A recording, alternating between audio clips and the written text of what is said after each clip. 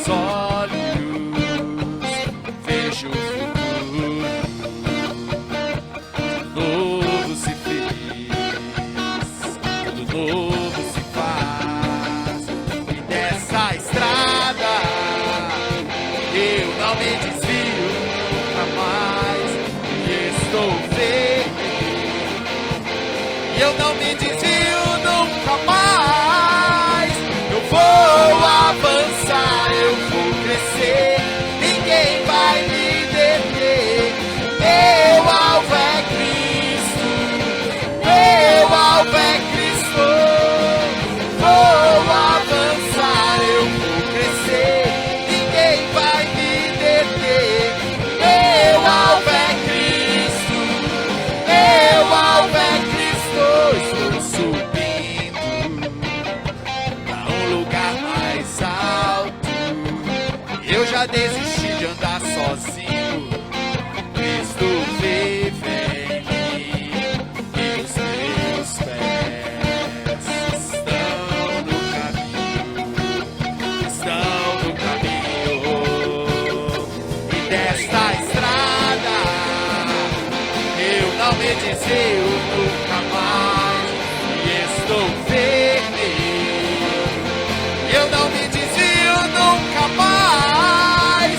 Eu vou avançar, eu vou crescer, ninguém vai me deter. Meu alvo é Cristo, meu alvo é Cristo. Vou avançar, eu vou crescer, ninguém vai me deter. Meu alvo é Cristo, meu alvo é Cristo.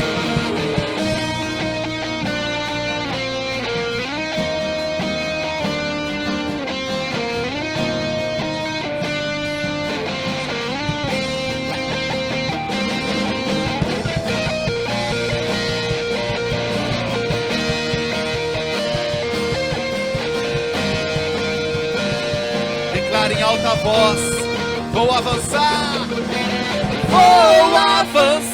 eu vou crescer, ninguém vai me deter. Meu alvo é Cristo, meu alvo é Cristo. Vou avançar, eu vou crescer, ninguém vai me deter. Meu alvo é Cristo, meu alvo é Cristo. Uma salva de palmas ao Senhor, amém? Ô Senhor, nada vai, ó Pai, nos afastar da Tua presença, Senhor. Pois sabemos, ó Deus, o quão bom é, ó Deus, andar contigo, Pai. Aleluias.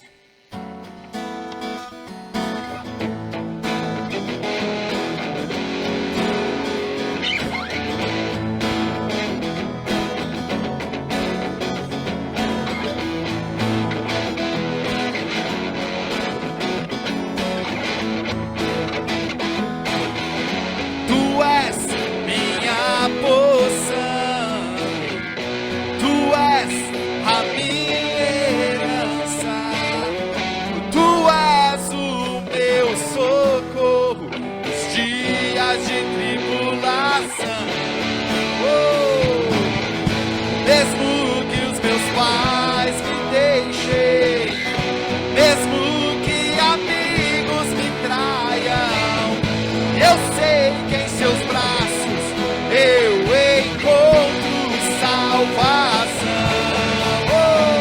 Ainda que a figueira não floresça, e ainda que a videira não dê os seus frutos, e mesmo que não haja alimento no campo, eu me alegrarei em ti.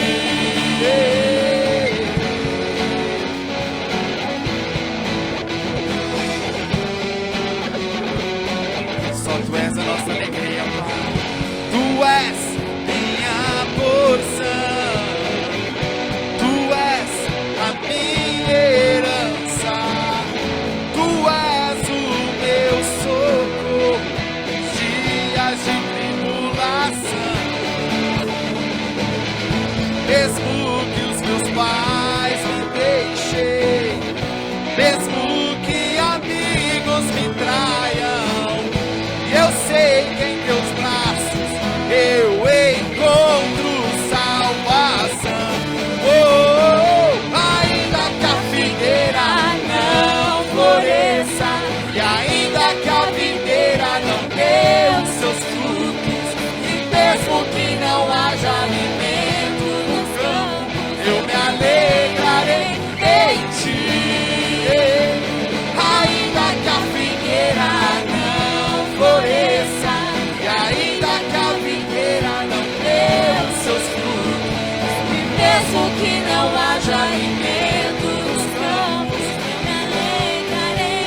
das vozes, declara, igreja. Ainda que a figueira não floresça, e ainda que a videira não dê os seus frutos, e mesmo que não haja alimento nos campos, eu me alegrarei em ti. Ainda que a figueira não floresça, e ainda que a videira não dê os seus frutos, e mesmo que não haja alimento nos campos, eu me alegrarei em ti. Aleluia, Senhor. Oh Deus, nós sabemos, ó Deus, o quão bom é, Pai.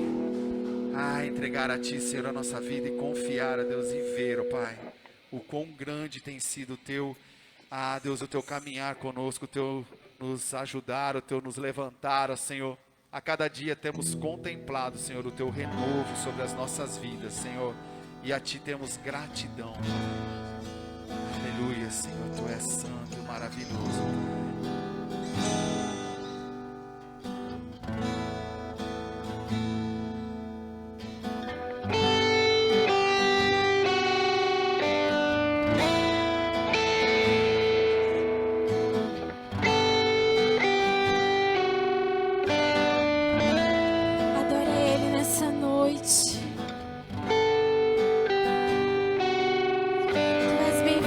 Jesus, nós te adoramos, Jesus.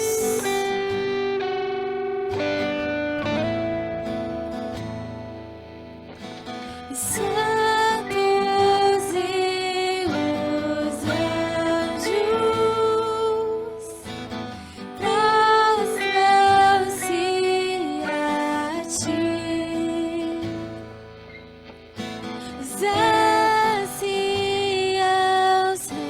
Os suas coroas ao Cordeiro, e a Ele canta. Tu és digno de tudo.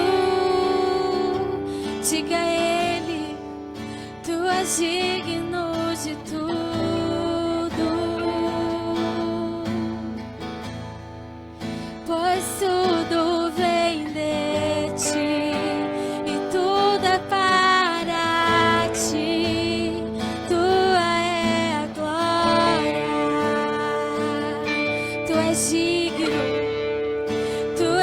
Digno de tudo,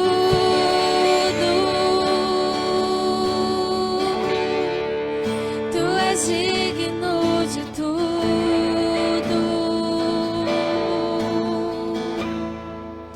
pois tudo vem de Ti e tudo é para Ti. Tua é a glória.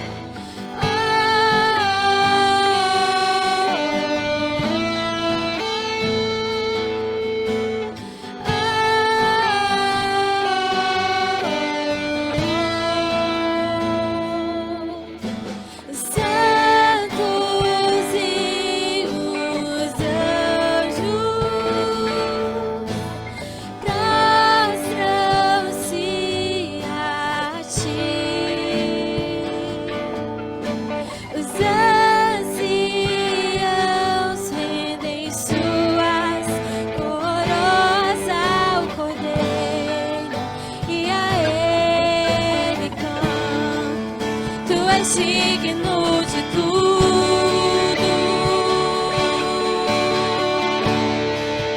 Tu és digno de tudo,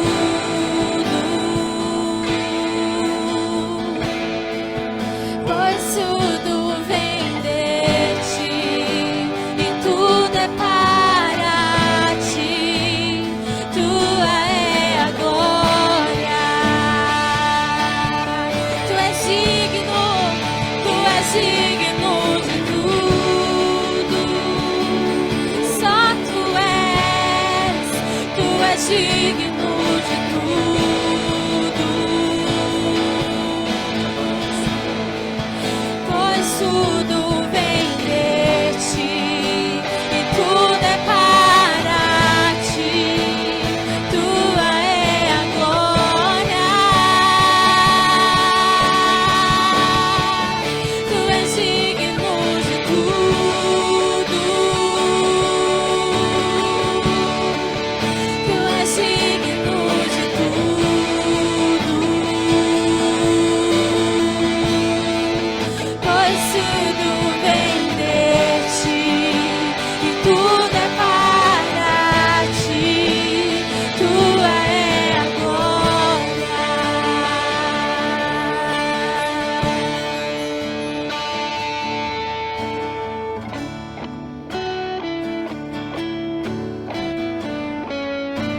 Nós queremos entregar a ti, Jesus, todos os dias a nossa adoração.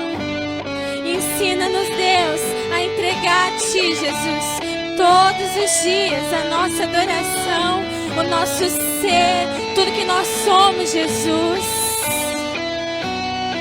Diga a Ele nessa noite.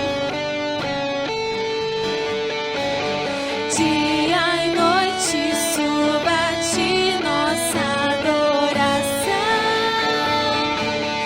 Dia e noite suba a ti nossa adoração. Dia e noite suba a ti nossa adoração. Dia e noite suba a ti nossa adoração. Dia e noite suba a ti nossa adoração. Dia e noite suba a ti nossa adoração. Dia e noite suba a ti nossa adoração. Dia e noite suba a ti. Tu és digno de tudo. Cante a Ele. Tu és digno de tudo. essa é a sua oportunidade mais uma vez Pois de se tudo declarar para aquele que é o rei da sua vida, que é o rei do universo. Se declara a Ele hoje. Fala: Jesus, eu te amo. O Senhor é digno de tudo que há. O Senhor é o único. Tu és o único, Jesus. Nós rendemos honra a Ti nessa noite. Nós rendemos glória a Ti nessa noite, Jesus. Tu és o único, Pai. Tu és maravilhoso. Tu és conselheiro, príncipe da paz. E nós te exaltamos nessa noite, Jesus. Porque Tu és, Jesus, o Rei, Pai. Tu és, Jesus, digno, Pai. Diga a Ele com tudo que você tem nessa noite. Tu és digno de tudo. Só Tu és digno de tudo. Pois tudo vem de ti e tudo é para ti. Tua é a glória. Te exaltamos.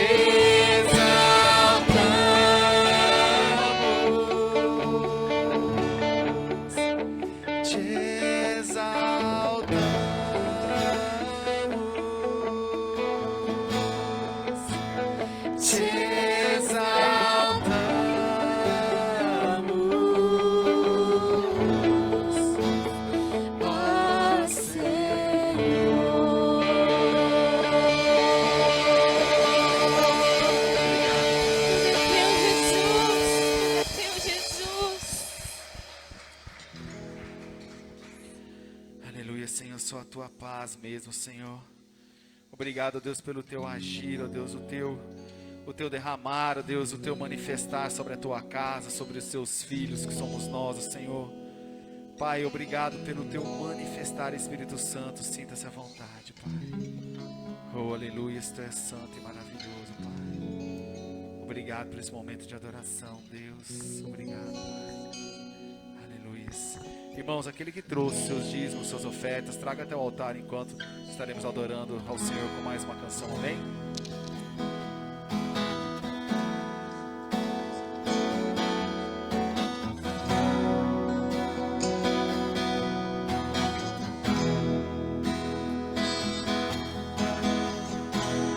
Não há Deus maior.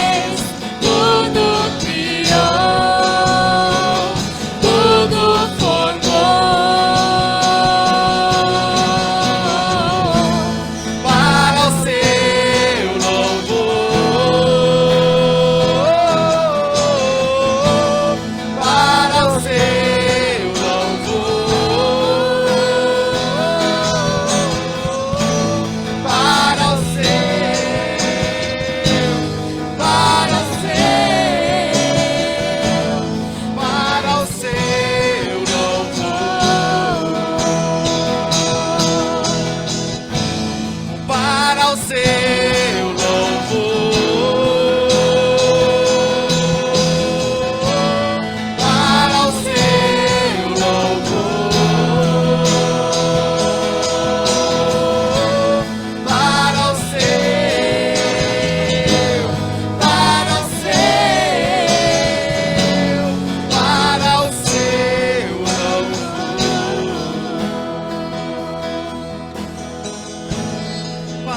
o céu.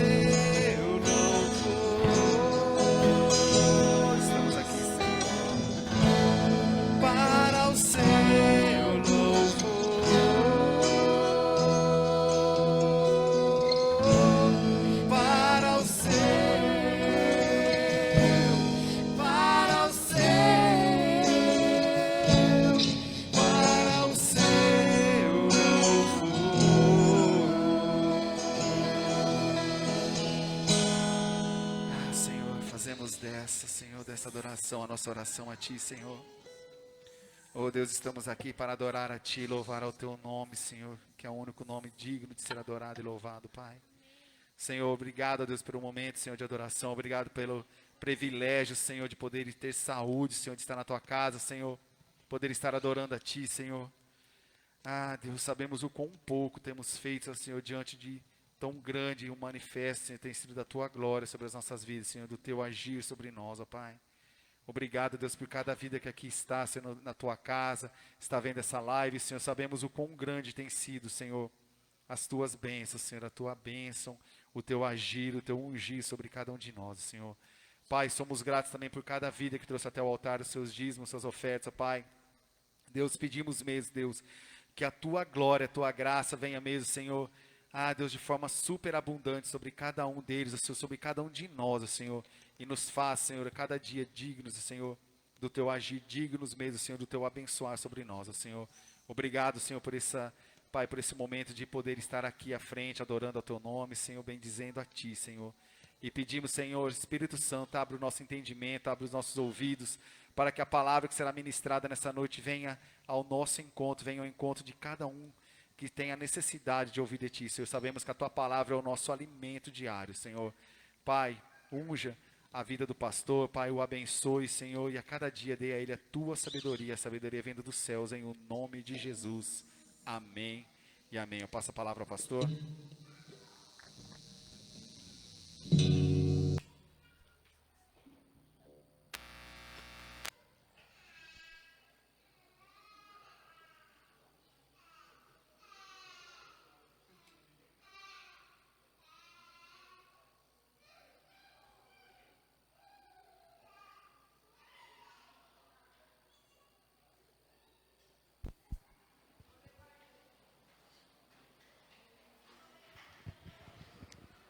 Amém, igreja? Eita, igreja linda, hein? Irmãos, queria compartilhar a palavra do Senhor. Se você já quiser ir abrindo a sua Bíblia, no livro de Josué. Livro de Josué, capítulo 4.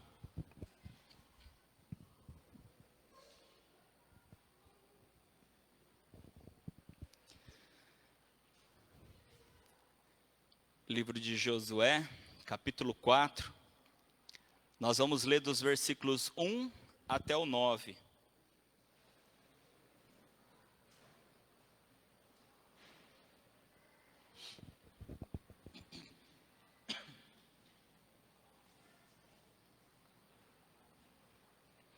Quem achou, diga amém.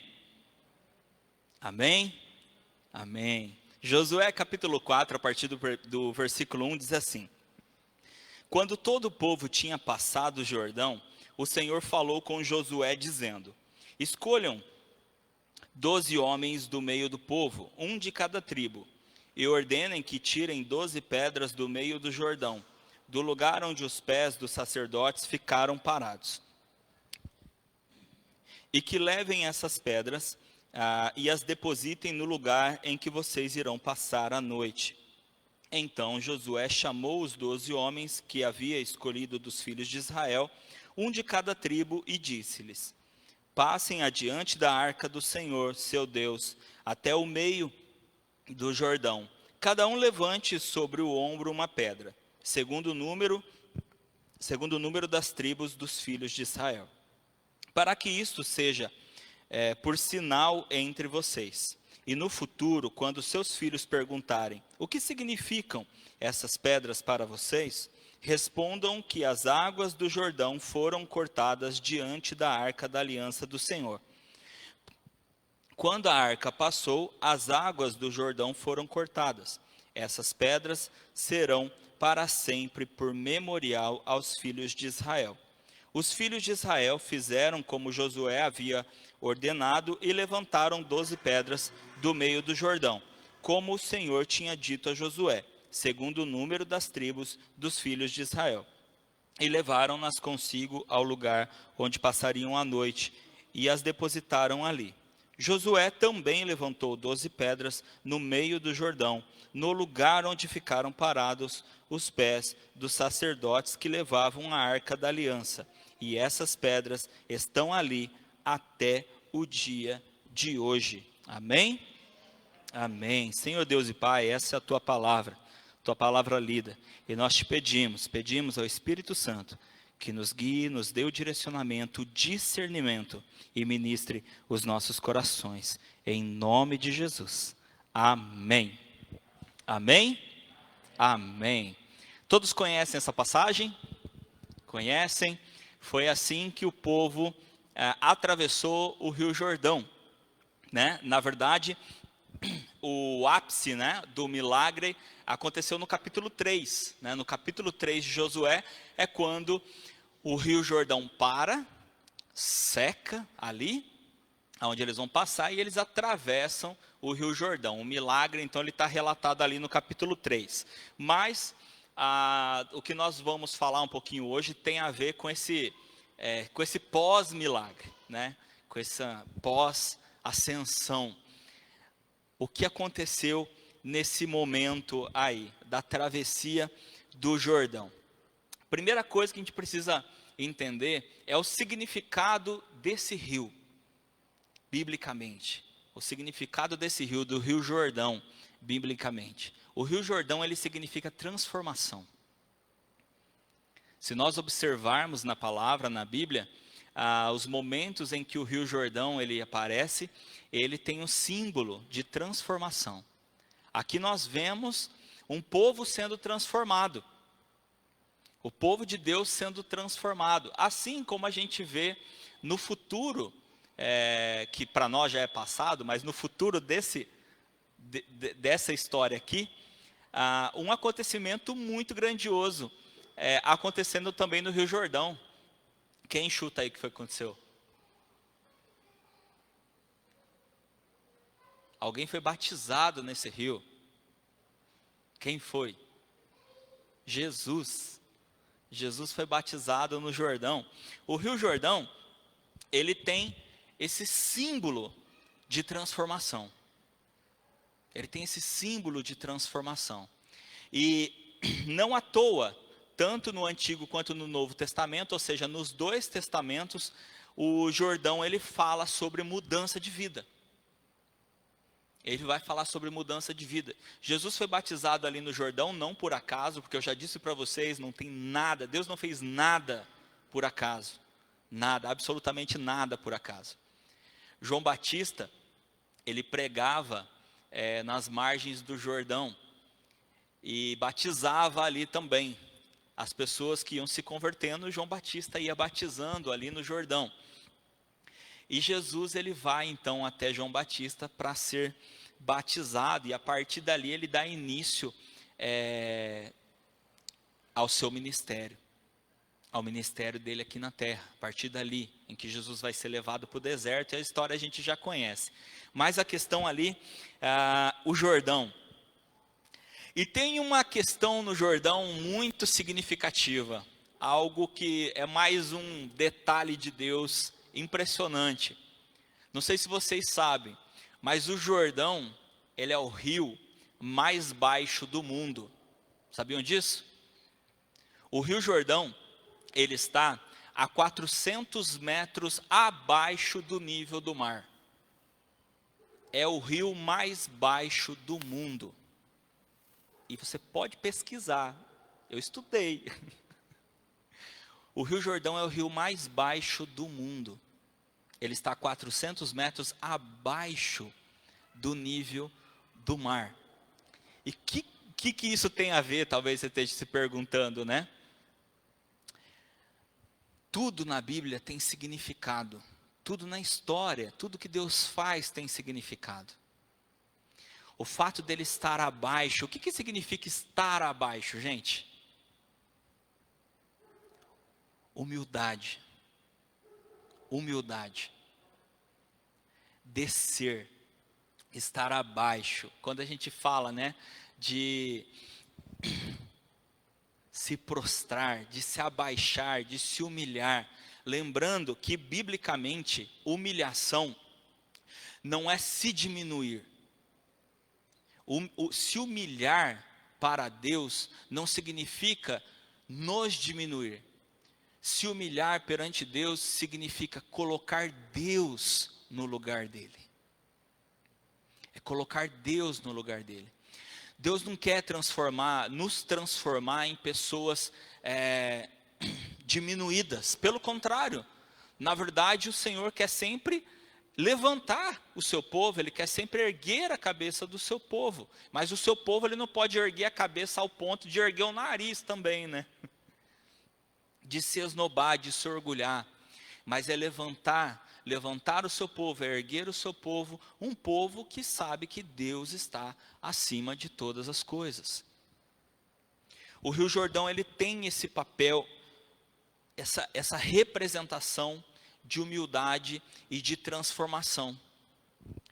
E não por acaso, essa travessia do rio, ela demonstra ali naquele momento para o povo de Israel, um momento de transformação. Parece só, se nós olharmos assim simplesmente a história corrida, parece só um obstáculo que eles tiveram que passar, não é verdade? Não parecia só um obstáculo que eles tinham que passar, mas não. Tem todo um significado deles terem passado, atravessado o Jordão. E fica muito mais claro quando Deus dá essas instruções para Josué, para que o povo fizesse. Para que o povo, ao atravessar, em primeiro lugar, quem foi na frente? Os sacerdotes com a arca. Não foi? Primeiro, na frente do povo, foram os sacerdotes com a arca. E a arca da aliança, ela simbolizava o quê? A presença de Deus. A arca da aliança era a presença de Deus no meio do povo. Ou seja, vamos levando Deus na frente. Deus vai na frente, abrindo caminho, né? E lá vou eu para outra música, né? Deus vai na frente abrindo caminho. E eles estão levando a arca da aliança, os sacerdotes levam a arca da aliança, e a palavra de Deus diz que quando os sacerdotes pisam a margem do rio com a arca, o rio para. O rio para. Aqui nós já temos duas coisas incríveis. Primeiro, Deus disse: faça isso. Vocês vão atravessar esse rio, e vocês vão atravessar esse rio a seco, Deus falou. Só que o rio está correndo. O rio está correndo. Deus já falou para você que você ia fazer uma coisa que você falou assim, não dá? Deus falou para aquele povo: vocês vão atravessar esse rio e vocês vão atravessar a seco esse rio. Difícil de acreditar vendo o rio correndo, né? E ele falou: mandem pegarem a arca e vão em direção à margem. E quando os sacerdotes que estavam pegando a arca pisaram na margem do rio, o rio parou, secou, e eles atravessaram. Os sacerdotes foram até a metade do rio, e quando eles chegaram na metade do rio, eles pararam. E eles ficaram ali parados com a arca até que todo mundo atravessasse. Até que todos atravessassem. Depois que todo o povo atravessou, e não era pouca gente, era muita gente. Depois que todo o povo atravessou, eles terminaram de atravessar. E aí então o rio voltou ao normal. Mas antes disso, Deus deu instruções para Josué. Deus falou para Josué: Josué, você vai chamar homens do povo. Você vai pegar um representante de cada tribo. Porque aquilo que os sacerdotes estão fazendo tem um significado. E aquilo que vocês vão fazer agora também tem um significado. Para vocês e para todas as gerações que virão depois de vocês. Essa travessia, Josué, significa a transformação desse povo. Eu não estou simplesmente levando um povo para uma terra prometida. Eu estou transformando um povo. Eu estou mudando um povo. E a primeira coisa, o primeiro símbolo é a arca. é a presença de Deus. É a presença de Deus. Assim como aquele povo, Deus quer transformar a minha vida e a tua vida, a vida de todos nós. Só que a transformação da nossa vida, ela só se dá quando nós passamos por um momento com Deus. A transformação se dá quando nós de fato ouvimos a Deus, quando Deus diz faça isso e nós fazemos, e aí nós cumprimos aquilo que o Senhor estabeleceu para a nossa vida, e a partir daquele momento nós dizemos, nós vamos caminhar dessa forma. Era isso que significava a travessia daquele povo ali. Só que a primeira coisa é, Deus vai na frente. Deus tem que ir na frente. Naquela época, quem levava a arca eram os sacerdotes, eram os levitas. Eram os homens da tribo de Levi, os levitas, que eram sacerdotes. Só que nós sabemos que, por Cristo, todos nós fomos feitos sacerdotes. Nós somos sacerdócio real.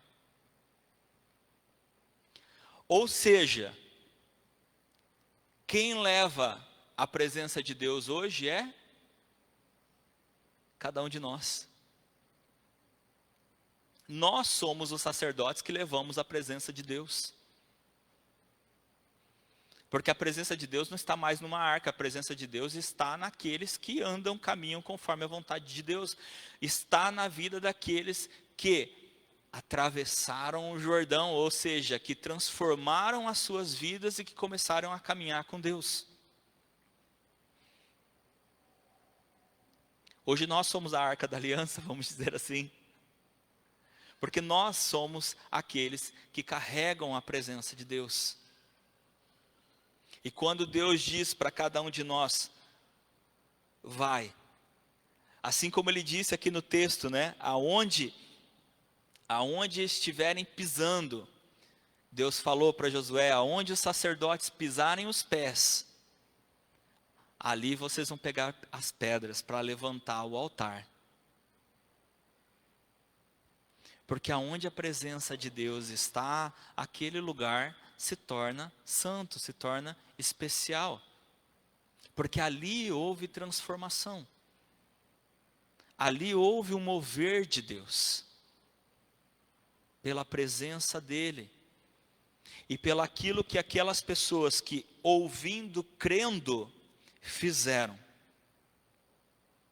Carregar a arca significa carregar a responsabilidade que o Senhor nos dá.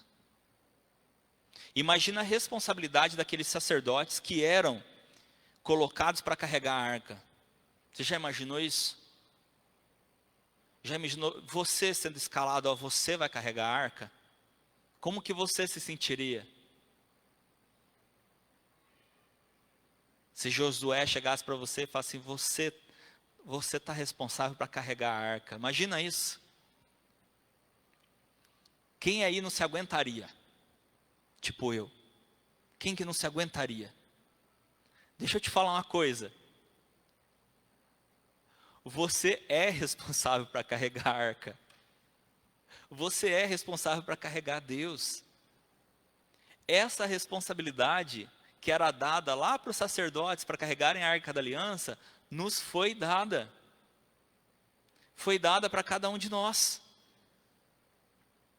Carregar a arca significa ter a responsabilidade que Deus nos deu de levar Ele, de levar a presença dEle, de levar o nome dEle, de levar a palavra dEle, aonde quer que nós vamos.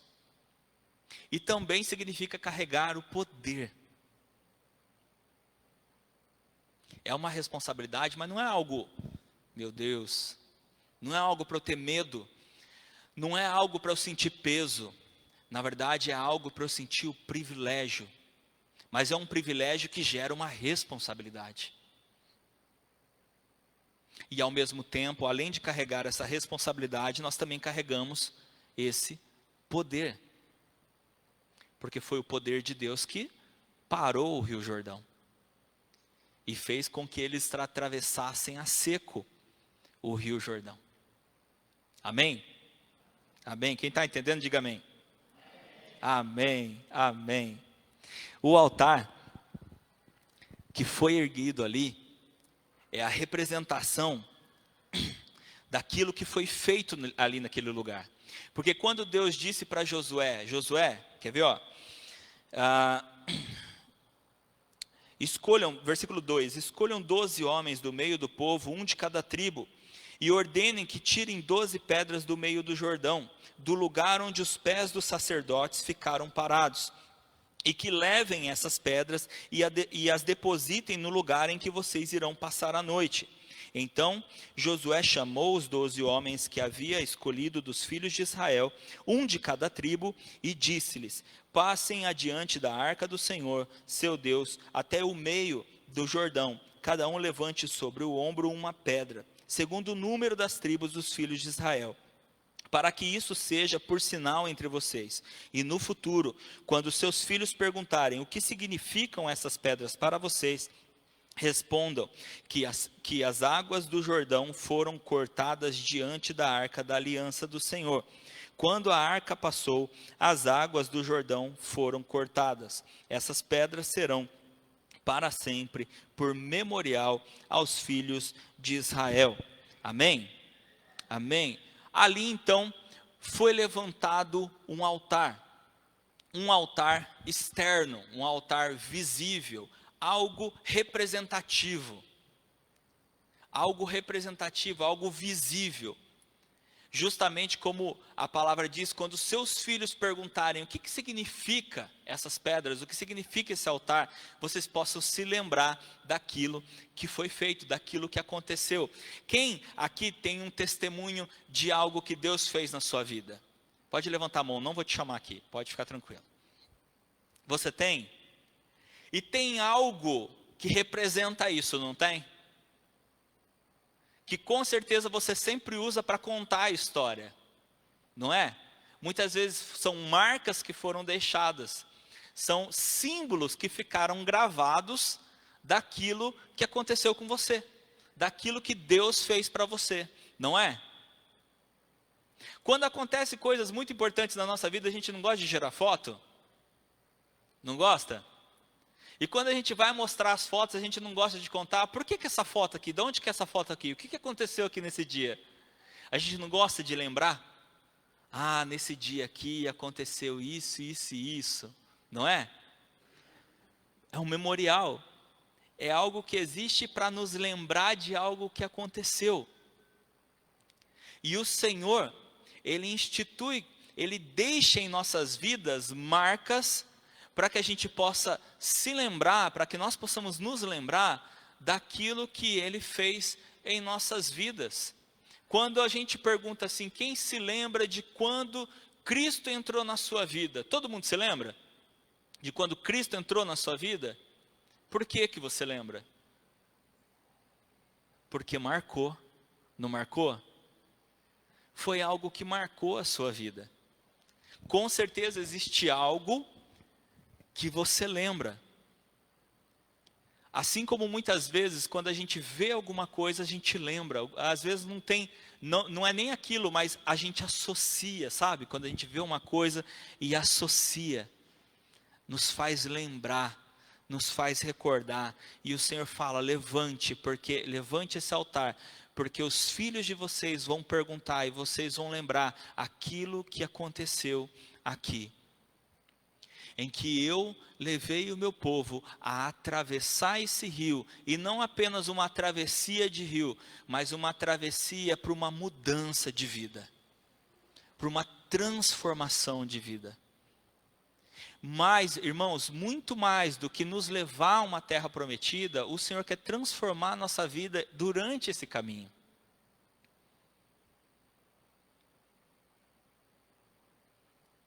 O Senhor quer levar pessoas transformadas, pessoas com a presença dEle, que estejam com a presença dEle no seu meio, hoje na sua vida. Naquela época, como eu disse, era a Arca da Aliança, estava sempre no meio do povo. Literalmente, porque o acampamento era montado com a arca no meio e todo mundo ia rodeando, literalmente no meio do povo. E hoje é no meio da nossa vida, no meio de nós. Por isso a palavra diz que Deus quer o nosso coração. Sabe por quê? Porque aquilo que Deus faz, aquilo que Deus manda fazer externamente, é o reflexo daquilo que Ele fez por dentro. Eu disse que Deus mandou erguer um altar exterior, né? Lembra que eu falei? Eu falei, Deus mandou erguer um altar externo, físico, visível. Mas aquilo que era físico e visível representava algo que Ele tinha feito internamente primeiro. Internamente primeiro. Nós gostamos de coisas visíveis, não gostamos? Gostamos ou não gostamos? Nós gostamos de coisas visíveis, nós gostamos de ver coisas, nós gostamos do mover de Deus, né? E muitas vezes a gente foca em coisas visíveis.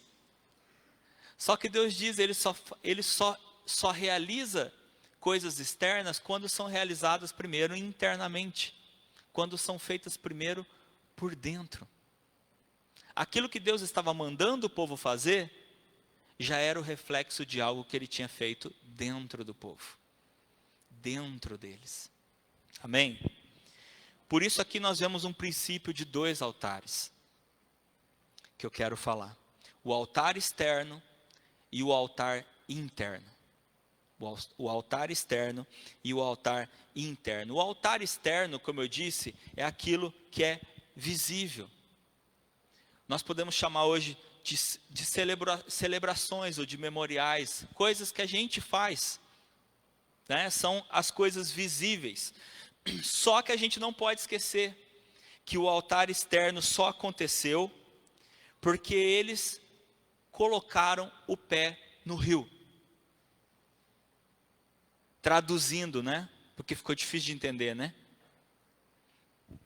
Aquele altar só foi feito, só foi construído porque eles pisaram no rio. Se eles não tivessem pisado no rio, não tinha tido altar. Por quê? Porque não teria acontecido a travessia. Não teria acontecido o milagre, não teria acontecido a transformação. O problema é que muitas vezes a gente quer que aconteça uma coisa externa antes de acontecer primeiro uma coisa interna. A gente quer ver algo externo antes de acontecer internamente, antes de acontecer na nossa vida primeiro. O altar interno, ele depende de 2 coisas essenciais. O altar interno, ele depende de constância. Eu já contei para vocês a história de John Wesley, né? Sabem a história de John Wesley, do coração aquecido? Todo mundo lembra da história que ele aqueceu o coração, né? John Wesley estava numa reunião de oração, e ele conta no diário dele que ele tinha ido para essa reunião de oração, e lá nessa reunião de oração, ouvindo a palavra de Deus que estava sendo ministrada, ele sentiu que o coração dele começou a queimar, começou a ficar aquecido, estranhamente aquecido, ele fala. E ali ele teve uma experiência com Deus. Ali ele teve uma experiência com Deus. Isso foi o altar interno, porque Deus mexeu aqui dentro, certo? A partir daí que John Wesley se tornou o John Wesley que todo mundo conhece. O homem que deixou mais de 100 mil convertidos na terra trabalhando. Isso, gente, 300 anos atrás. Sabe o que é converter 100 mil pessoas? Há 300 anos atrás? É trabalho, hein? Foi um memorial gigante que ele deixou, não foi? Mas isso só aconteceu, por quê? Porque ele pisou no rio. E ele teve constância. Por que eu estou usando esse exemplo de constância? Sabe por quê? Porque uma coisa que dificilmente as pessoas contam é que aquele dia que John Wesley foi para aquela reunião de oração, sabe como é que ele estava? Quem sabe como é que João Wesley estava? Animado, fervoroso, louco para ir para aquela reunião de oração, não é? Não. Sabe como é que ele estava? Chateado, desanimado.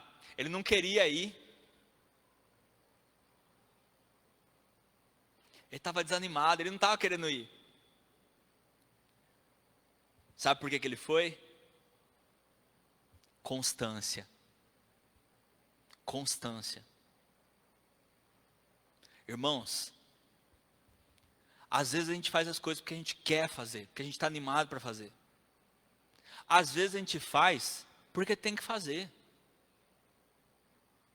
É ou não é? Quem trabalha só quando quer? Ninguém, né? Animado ou desanimado, você vai trabalhar, não vai? Estando bem ou não estando bem, você vai trabalhar, não vai? Por quê? Você vai dizer assim, porque tem que ir? Não é? Agora, quando a gente fala das coisas de Deus, funciona do mesmo jeito?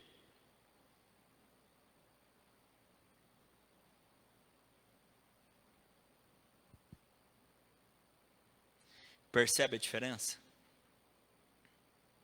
Aí eu vejo muitas pessoas falando assim, existe até um testemunho do Billy Graham, não sei se vocês já ouviram esse testemunho do Billy Graham. O Billy Graham, quando eu era pequeno, ele foi fazer, junto com a escola, ele foi fazer, eu fiz besteira porque eu entreguei a pessoa antes de começar a história. Geralmente, quando conta essa história, você só fala no final quem era, mas tudo bem. Ele foi numa excursão da escola fazer uma visita na casa de John Wesley, na Inglaterra, em Londres. E lá, fazendo a visita, daqui a pouco esse menino sumiu. E começaram a procurar esse menino, porque a casa é enorme, a casa lá.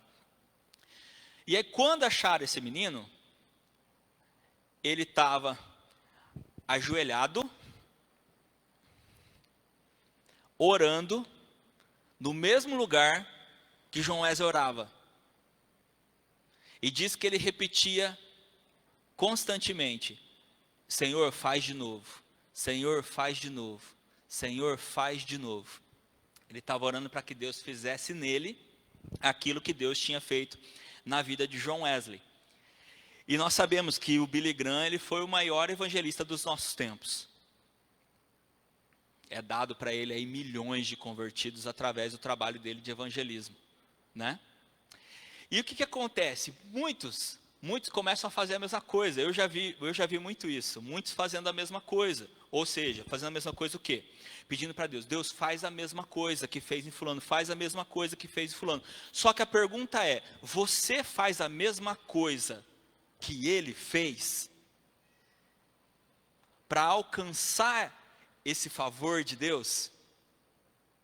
Entenderam a diferença?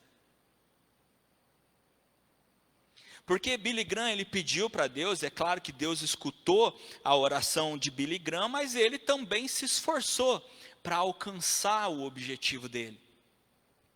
Se hoje a gente lembra de John Wesley, se hoje a gente lembra de Billy Graham, é porque eles levantaram um altar externo por conta daquilo que Deus fez internamente na vida deles. Porque eles eram constantes. Animados ou desanimados. Tem várias palavras de Billy Graham que ele fala isso também, que muitas vezes ele estava desanimado. Mas que ele continuava. Ele continuava. E como eu estava falando de John Wesley, ele estava muito desanimado aquele dia. Muito desanimado. Mas ele não perdia a constância. E como eu disse, eram duas coisas, né, que eu falei, que é a constância e a profundidade. Constância e profundidade. São duas coisas que nós precisamos ter na nossa vida, para que o altar interno, ele seja erguido em nossas vidas. Ele seja estabelecido em nossas vidas. Profundidade a gente lembra primeiro lá do Rio Jordão que eu falei, né? É preciso descer, é preciso se humilhar, É preciso se prostrar. É preciso colocar Deus no seu devido lugar. Como eu usei o exemplo de trabalho, né? Muitas vezes o trabalho, o nosso trabalho, ele está acima de Deus. Claro que você vai dizer assim, não imagina, jamais, mas olhe nas suas atitudes diárias. Não na sua percepção, mas naquilo que você executa diariamente. Entenderam? O que tem sido mais importante na nossa vida na prática? Não na nossa teoria, mas na prática. Porque se eu perguntar, gente, vamos ser honestos, seria até ridículo responder diferente, né? Se eu perguntar aqui, quem é a pessoa mais importante da sua vida? Quem é? Meu Deus, fiquei com medo agora. Quem é a pessoa mais importante da sua vida? Deus. Não é? Na nossa percepção, não tem nem como responder diferente. Mas e na nossa prática diária? Essa é a resposta? Deus continua sendo a pessoa mais importante da nossa vida? Ele é a coisa mais importante da nossa vida?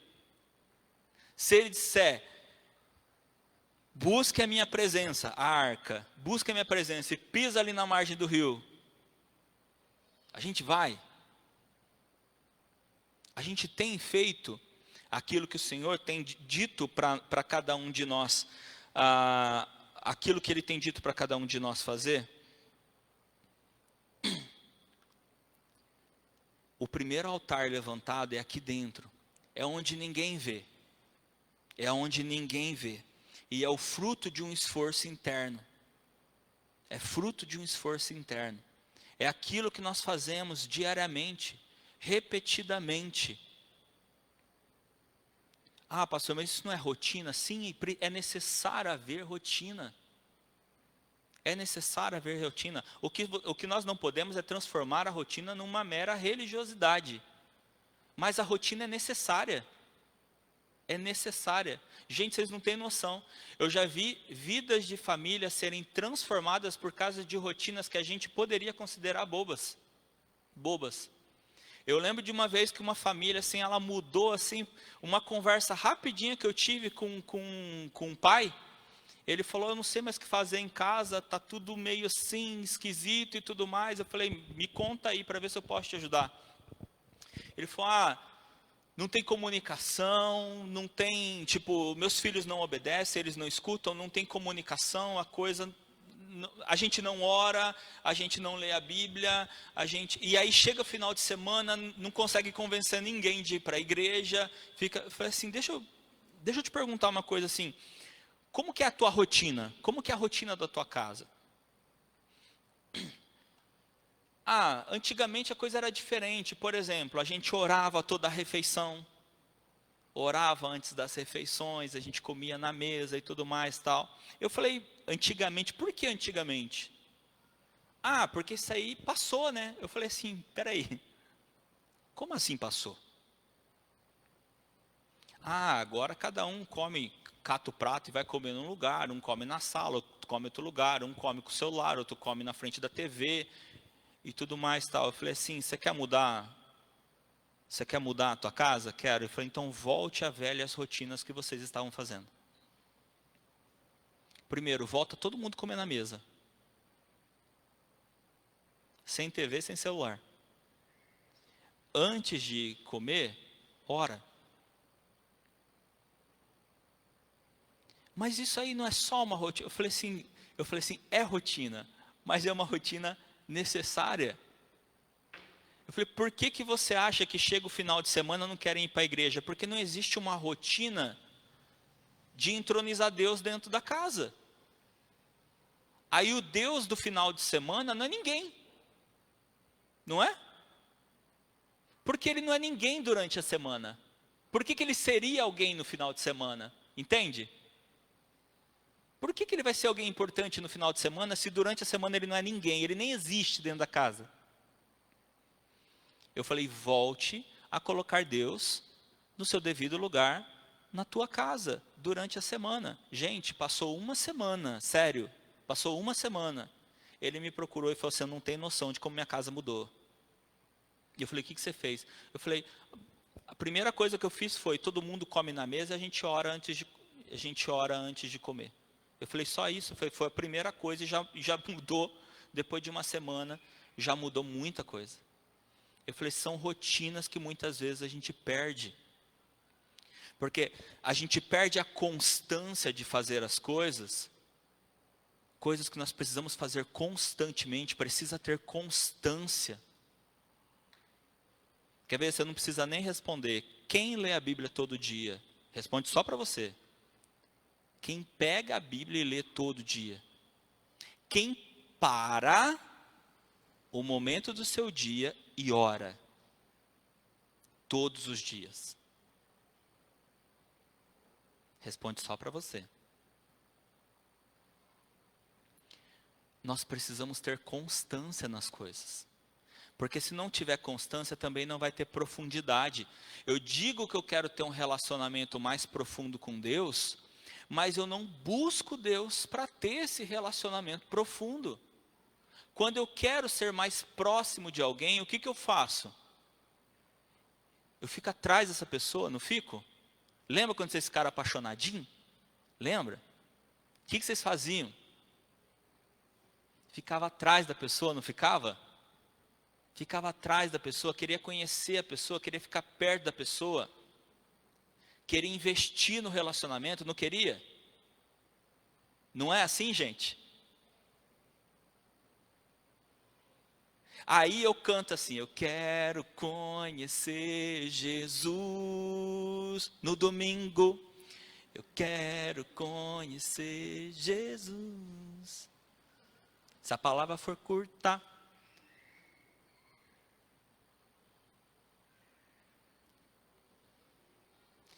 Deus precisa erguer um altar aqui dentro primeiro, para que exista um altar externo. Não vai existir nada externo se não existir primeiro internamente. Aí talvez você me pergunte assim: mas pastor, e coisas aí que a gente vê externas e tudo mais? Eu só te falo uma coisa: veja quanto tempo dura. Veja quanto tempo dura. Gente, coisas externas erguidas, se elas não forem fruto de algo produzido por Deus internamente, elas não duram, elas acabam. Então a única coisa que eu digo para vocês: veja quanto tempo dura. Se não foi produzido por Deus, não vai durar muito tempo. Não vai durar muito tempo, porque é só as coisas de Deus que duram para sempre. Vocês leram aqui, nós lemos aqui, o que está escrito aqui? Que aquele altar, que aquelas pedras estão até o dia de hoje. Ninguém vê, sabe por quê? Porque como vocês viram aqui, foram erguidos 2. As pedras, as primeiras pedras que Josué mandou pegar, ele disse que era para erguer um altar, aonde eles passariam a noite, fora do rio, certo? Esse era o externo, é esse que ele diz assim: os seus filhos vão ver e vão perguntar, certo? Aí, no versículo 9, se eu não me engano, diz que Josué também pegou 12 pedras e ergueu um altar, aonde os sacerdotes pararam com a arca, dentro do rio. E esse altar que a palavra de Deus está dizendo que está lá até o dia de hoje. E gente, arrepia agora, tá? O de dentro é o interno, ninguém vê, mas está lá. É o que Deus diz que faz conosco. O que Ele faz aqui dentro, ninguém vê, mas está lá. Mas está lá. É esse que Ele quer trabalhar. O altar de dentro do Jordão está lá. Como a Bíblia diz, está lá. Ninguém vê, mas está lá. Por quê? Porque foi Deus que fez. E aquilo que Deus faz permanece para sempre, não acaba, entende? Por isso que eu digo, não se preocupa com coisas que são feitas só externamente, não busque coisas que são feitas só externamente, porque elas passam, elas acabam, porque elas não foram produzidas por Deus. O altar externo é fruto de um esforço interno. Ele vem de dentro para fora. Ele vem de dentro, deixa eu ver que oração. Ele vem de dentro para fora. Amém? Que seja assim em nossas vidas, que ele de fato venha de dentro para fora. Só existe o que celebrar quando existe um esforço interno anterior. Eles tinham algo que celebrar ali. Mas por quê? Porque houve um esforço interno anterior. Uma fé de atravessar um rio. Deus dizendo, vocês vão atravessar, que isso aqui é seco, mas está correndo água. E todo mundo que sabe que se chover bem, alemão, quanto tempo demora para secar a terra lá no sítio? Dias, né? 3 a 4 dias. Né? Então, tipo assim, se você vai marcar alguma coisa no sítio, você não vai falar assim, vamos ver se vai chover no dia. Não, você tem que falar assim, se chover um dia antes, já dependendo do que for fazer, não dá para fazer. Porque ainda vai estar molhado. Então você imagina na cabeça daquele povo, pensando assim, atravessar seco. Que jeito? Mesmo que a água pare, é puro barro que vai estar por baixo. Não é? É puro barro. Houve um esforço interior, uma fé, uma confiança, profundidade, humilhação. Humilhação no sentido de humildade perante Deus, tá? De falar, vamos fazer o que Deus nos direcionou para fazer. E por conta disso, eles puderam então celebrar. Eles puderam então celebrar. As verdadeiras celebrações são fruto de busca. São fruto de busca. Aquilo que nós verdadeiramente podemos celebrar são fruto de busca. E vou repetir para ficar marcado na nossa vida. O altar de 12 pedras, ele só existiu porque houve o esforço de atravessar o rio. Não existe, gente, não existe altar, não existe celebração sem esforço. Não existe. E você pode reconhecer isso na sua vida. As coisas que, eu tenho certeza que as coisas que você mais se vangloria na sua vida são as que deu mais trabalho, não é não? As coisas que a gente mais fica feliz na nossa vida são as que deram mais trabalho. São as que exigiram esforço. As coisas que a gente mais ama são as que mais deram esforço. Isso é uma coisa que eu amo na minha vida, é minha família. Amo demais minha família. E quem conhece um pouquinho da nossa história sabe o esforço que foi. Mas hoje a gente pode celebrar uma família linda e maravilhosa que eu tenho. Uma esposa incrível e 3 filhos, sem palavra. Presentaço de Deus. Presentaço. Mas deu esforço, não foi fácil não. E olha que eles são pequenos ainda, hein? Mas foi debaixo de muito esforço, constância, profundidade, de se humilhar muitas e muitas e muitas vezes. E tem mais, gente, digo o seguinte para vocês, eu não vou ficar fixado em altares antigos, em altares passados, eu quero levantar novos.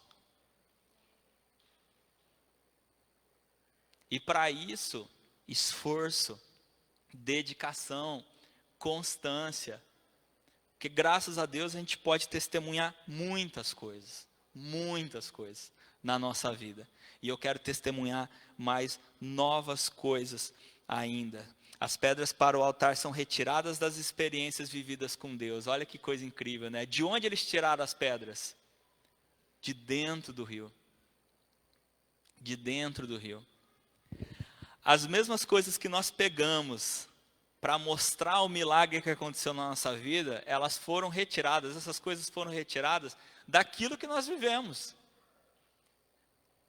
De dentro daquilo que nós vivemos. As pedras que foram retiradas para fazer o altar, foram tiradas de dentro do rio que eles atravessaram. As melhores coisas que nós tiramos das experiências que nós passamos, foram tiradas exatamente dos momentos de esforço que nós tivemos. Olha que coisa boa. Que coisa incrível. Como eu acabei de citar minha família, né? Tenho 3 filhos aí, gente, que olha, me enche de orgulho, de amor esses filhos que eu tenho. Mas passar esse rio e coletar essas 3 pedrinhas aí deu um trabalho. Mas eu tenho essas 3 pedras aí para me alegrar e para mostrar e para dizer bênçãos de Deus. Cada um dos 3 veio num momento inigualável na nossa vida. Para cada um dos 3 tem uma história incrível. São pedras retiradas em momentos de travessia, em momentos de transformação, em momentos de mudança de vida. E assim tantas e tantas outras coisas na nossa vida. Que nós podemos, altares que nós podemos levantar por conta de coisas que o Senhor fez nas nossas vidas. Nós queremos as coisas externas, sim, nós queremos, né? Nós queremos coisas externas, queremos os altares, queremos as celebrações. E deixa eu dizer uma coisa para vocês, isso não é ruim, isso é bom. Isso é bom. Mas que elas sejam fruto de altares internos, que elas sejam fruto de coisas que Deus realmente fez na nossa vida. Até um dado triste que eu vou dar bem dentro disso que nós estamos falando, tá? Se vocês observarem, do começo da pandemia para cá, vocês perceberam como várias igrejas esvaziaram? Perceberam? Como muitas igrejas esvaziaram? Porque muitas igrejas tiveram que parar de fazer entretenimento.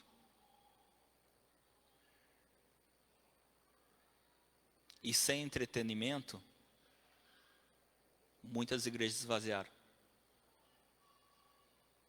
Vocês entenderam o que eu quis dizer, né? O que de fato as pessoas estavam buscando dentro das igrejas. Será que Deus está fazendo uma limpa nessa pandemia?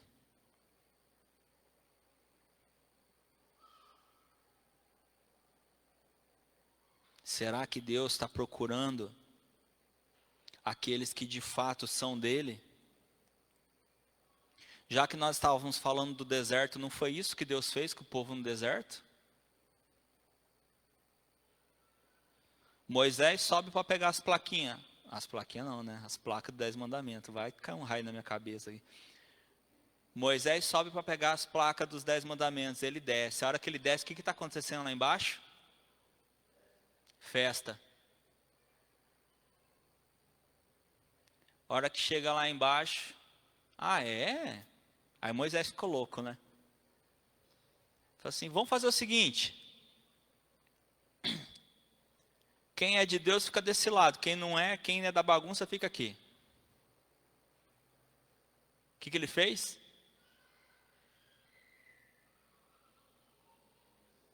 Ele arremessou as pedras.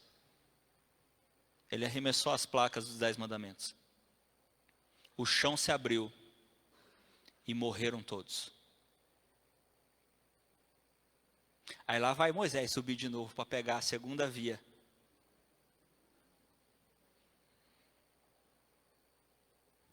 Deus vai fazendo limpa. Quer ver outro exemplo bem legal sobre isso? Gideão. Lembra de Gideão? Deus chama Gideão, Gideão, você vai montar um exército para lutar. E Gideão vai lá e convoca os homens. 30.000 homens. Uau! Mas tem um exército bacana para lutar, 30.000. Só que Deus chega para Gideão e fala, é muita gente. Aí Gideão vira para Deus, mas Deus, mas tem bastante lá também. Deixa nós ir. Ele falou, não, é muita gente. Manda os medrosos irem embora. Foi exatamente assim que Deus falou. Manda os medrosos irem embora. Ele falou, foi uma leva embora. Depois ele falou, Depois ficou bem menos, eu não lembro agora de cabeça quantos, mas foi embora um monte. Mas ainda tinha um monte. Ainda tinha milhares. Aí Gideão falou, beleza, Deus, o monte foi embora, podemos ir agora? Não, tem muito. Manda eles beberem água no rio. Aquele que beber água, que nem um cachorro, que é assim, enfiando a cara na água, você vai mandar embora. Aquele que beber água vigilante, ou seja, ele está aqui, pega a água e traz a água para a boca. Pega a água e traz a água para a boca. Esse você separa, é os que você vai levar para a guerra. Quantos? 300. De 30 mil, levou 300. Deus faz limpa, irmãos. Ele precisa saber com quem ele pode contar de verdade. Ele precisa saber com quem ele pode contar de verdade. Desses 300, sabe quantos morreram na guerra? Nenhum. Desses 300, sabe quantos que eles mataram? Nenhum. Eles não precisaram lutar. Quando eles chegaram na batalha, o povo inimigo estava se matando. Eles não precisaram fazer nada. Eles só precisaram criar um altar interior. Colocar Deus em primeiro lugar. Ouvir a Deus, obedecer a Deus, Deus fez o resto. Deus fez o resto. Milhares do povo inimigo foram mortos e eles não precisaram levantar uma espada. Eles não precisaram levantar uma espada para fazer isso. Mateus 6, capítulo 6, aliás, Mateus capítulo 6, versículo 6 também diz assim: mas ao orar, entre no seu quarto, feche a porta, ore ao seu pai que está em secreto, e o seu pai que vem em secreto lhe dará a recompensa. Amém? Mas ao orar, entra no seu quarto, no secreto, busca o Senhor em secreto. Aquilo que Deus começa a fazer na nossa vida, irmãos, é por dentro, é em segredo, é interior, é interno. É interno. Deus, Ele quer trabalhar primeiro internamente nas nossas vidas.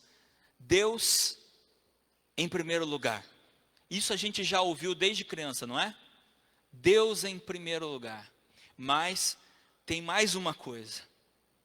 Deus em primeiro lugar e Ele faz em mim primeiro. A maioria das vezes que nós queremos que Deus haja na nossa vida é porque Ele quer agir externamente em alguma coisa. É ou não é verdade? Porque nós queremos que Deus haja externamente em alguém ou em alguma situação, em alguma coisa. Só que Deus, Ele quer agir primeiro dentro de nós. Ele quer agir primeiro dentro de você.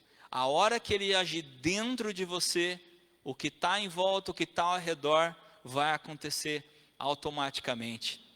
O rio para. O rio parou porque Deus primeiro trabalhou dentro do povo. Assim como aconteceu com o Mar Vermelho também. Quando Deus falou para Moisés.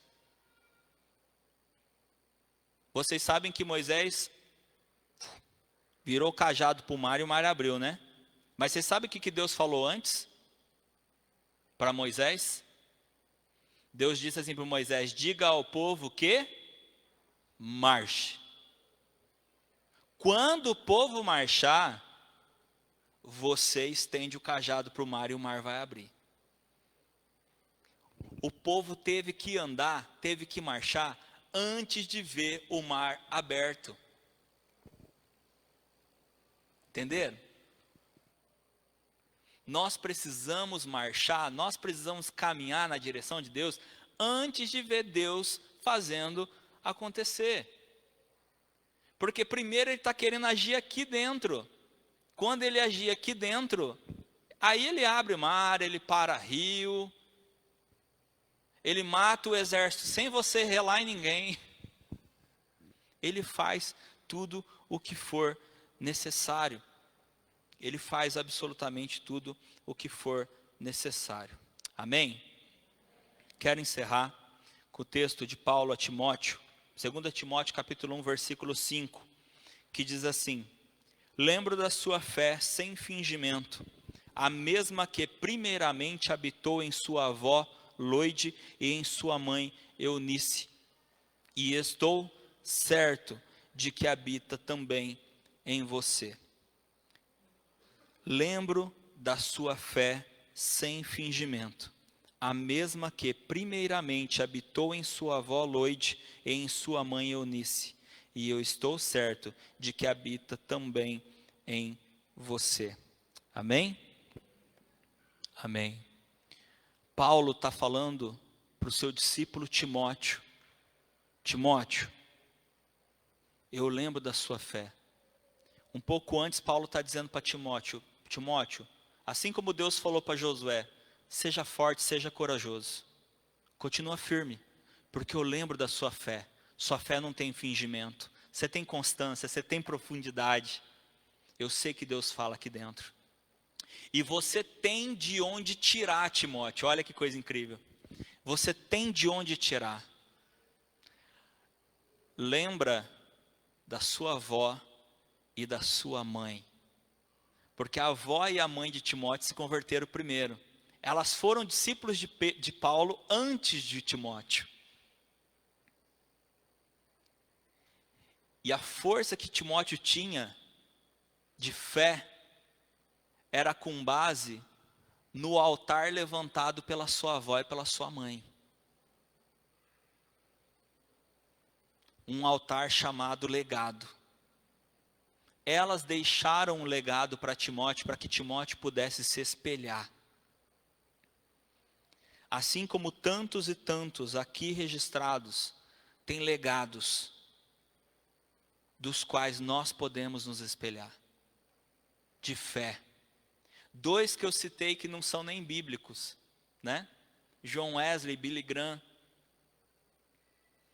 E tantos outros que também não estão longe, que estão próximos de nós, que nós podemos olhar e falar: essa pessoa tem um legado que eu posso me espelhar. Porque Deus age através da vida dessa pessoa, pode agir na minha também. Assim como Paulo cita a mãe e a avó de Timóteo para ele.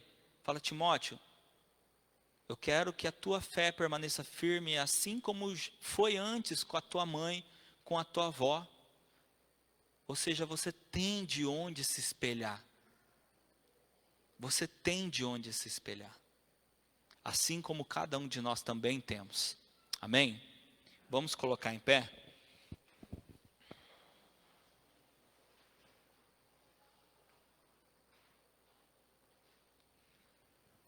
Que o Senhor possa levantar um altar